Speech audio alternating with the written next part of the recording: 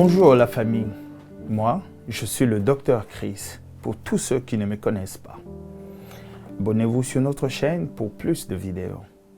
Aujourd'hui je viens parler d'un sujet sensible en hommage à tous nos frères, nos sœurs, nos mamans, nos papas qui vivent à l'est de la République démocratique du Congo. Je nomme ici la ville de Goma, particulièrement le Nord Kivu. Ce coin de notre région connaît plus de 3 décennies une guerre qui ne connaît pas de fin, une guerre qui n'a pas de repos. Quand je parle de 3 décennies, je parle de 30 années, voire plus. C'est-à-dire un enfant qui est né, qui a 1 année, aujourd'hui, il aurait 30 ans. Et depuis qu'il est né, il n'a vécu que sous la guerre. Cette guerre, elle est permanente tout simplement parce que à cause de tout ce qui devait être de source de bénédiction pour cette région, mais qui malheureusement devient donc de source de malheur. Ici, je parle de coltan, de minerais. Particulièrement, je parle du coltan, je parle de l'or, je parle de lithium. Cette situation pérenne, quasi permanente, va donc déstabiliser cette région. Pourquoi? Elle va déstabiliser en termes d'infrastructure en eau potable, va déstabiliser en termes d'organisation sanitaire, du système sanitaire de la région et qui va donc favoriser beaucoup de choses que nous verrons plus tard. La guerre va favoriser pour certains, particulièrement des prédateurs, une opportunité de faire du mal à des mamans, à des vieilles femmes même, voire des jeunes, voire des petits-enfants. Ici, je parle du viol. Ça va être une occasion pour eux de violer. Je parle du viol. Je parle de l'abus. Je parle de traumatisme physique. Je parle d'un abus moral. La guerre va être une opportunité pour certains prédateurs, évidemment, de pouvoir faire du mal à cette population. Alors, n'oubliez pas, pendant la guerre, il y a des coups de feu, il y a des éclats, il y a des nuisances sonores. Tout ce que j'ai dit tout à l'heure, toutes ces conditions que j'ai mentionnées tout à l'heure, vont donc constituer des facteurs ou des portes qui vont conduire à des maladies que nous allons parler tout à l'heure. Parlons de quelques maladies qui peuvent découler évidemment lorsqu'il y a une guerre. Et surtout que lorsqu'il y a une guerre qui est pérennisée au-delà de 30 ans, de 30 années, ça va ouvrir une porte à quelques maladies. Alors, nous allons regrouper ces maladies en 3 catégories et en parler. Premièrement, la première catégorie, nous parlons de maladies infectieuses. Ici, je peux parler du choléra, je peux parler de la dysenterie, je peux parler du paludisme. Tantôt, nous l'avons dit, il y a une déstabilisation de l'infrastructure en termes d'apport d'eau. Et toute cette déstabilisation va donc être une opportunité, une occasion pour toutes ces bactéries, pour tous ces virus d'être en contact avec la population.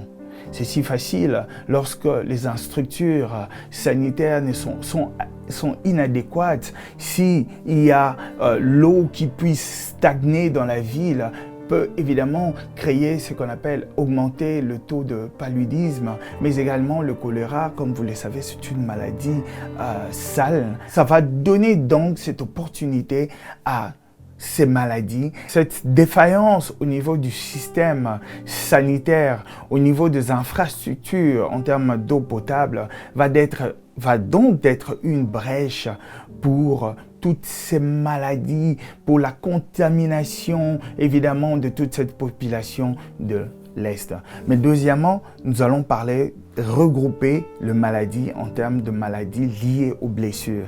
Ici, je parle des amputations. Ici, je parle de traumatismes crâniens qui peuvent être liés tout simplement suite aux éclats des obus, aux éclats de balles, aux éclats de blessures graves liées peut-être à un coup de couteau et qui peut évidemment conduire soit à une décision chirurgicale d'amputer. C'est comme ça, vous verrez certaines personnes à l'Est être amputées des jambes.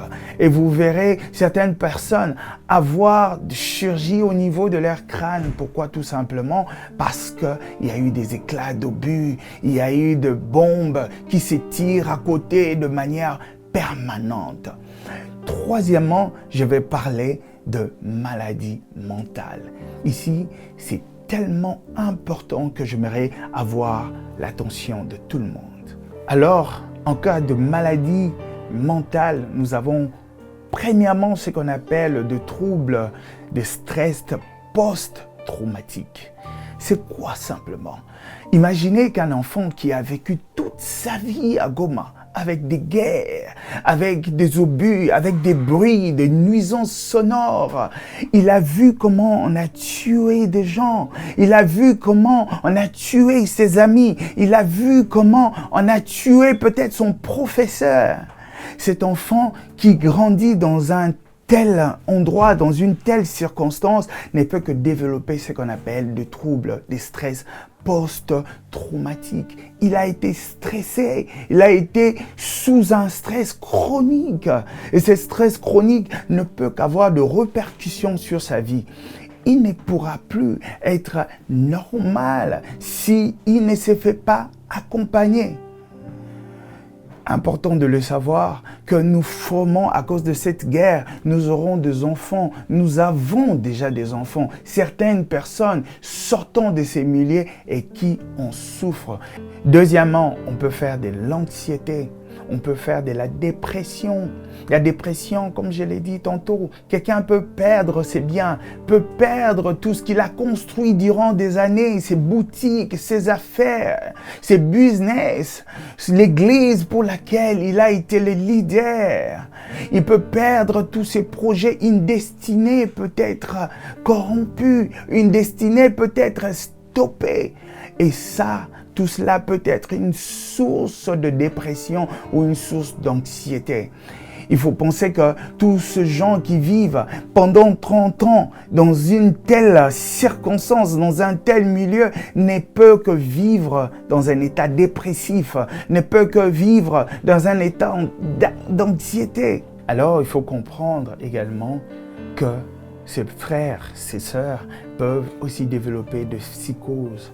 Ils peuvent en fin de compte, avoir de troubles de mémoire, de troubles de sommeil à cause tout simplement du manque, de la quiétude. Ils peuvent développer de la nervosité. Ils peuvent développer aussi également le manque de confiance pour tout simplement à cause de toutes ces situations qu'ils traversent ou qu'ils ont traversées. Alors, chers amis, en hommage avec tous nos frères, nos sœurs qui souffrent dans cette région particulière, Goma, je viens par cette petite vidéo essayer de lever ma voix pour comprendre qu'en ce net moment, il y a des enfants qui sont violés, il y a des femmes qui sont violées et qui, certains même ont été violés, mais qui n'ont jamais trouvé d'accompagnement. Je viens ici parler à mon gouvernement, je viens parler à la diaspora, je viens parler à toute personne de bonne foi que lors de vos petits moments, soit en prière ou de manière physique, faites un geste. Pensez que lorsque vous êtes en paix, il y a un petit enfant qui est en train d'être violé, un petit enfant qui est mince, qui est maigre. Pourquoi? Parce qu'il n'a pas d'apport en eau potable. Un petit enfant qui est mince, qui fait peut-être la diarrhée. Pourquoi? Parce qu'il a été atteint d'un choléra. Le système sanitaire actuellement, peut-être à Goma, n'est pas favorable. Faites un geste. Comme moi, j'ai élevé ma voix et aidez-nous à partager cette voix, à atteindre le gouvernement. Mais également, j'aimerais ici demander à mon gouvernement, c'est qu'après toute cette guerre, parce que nous croyons qu'elle va finir, il faudra créer des mécanismes d'accompagnement pour tous ces gens qui souffrent de stress post-traumatique, pour tous ces gens qui sont dans des situations de psychose. créer un système d'accompagnement et créer également un système d'approvisionnement pour l'Est du pays pour aider nos frères. Alors, chers amis, chers frères, pour tous ceux qui sont de Goma, pour tous ceux qui sont du Congo, j'aimerais vous dire que vous n'êtes pas seuls, nous sommes tous ensemble. C'est ma façon à nous de pouvoir élever notre voix et parler de cela. Que Dieu nous bénisse, que Dieu nous fortifie. Nous croyons fermement que nous vaincrons.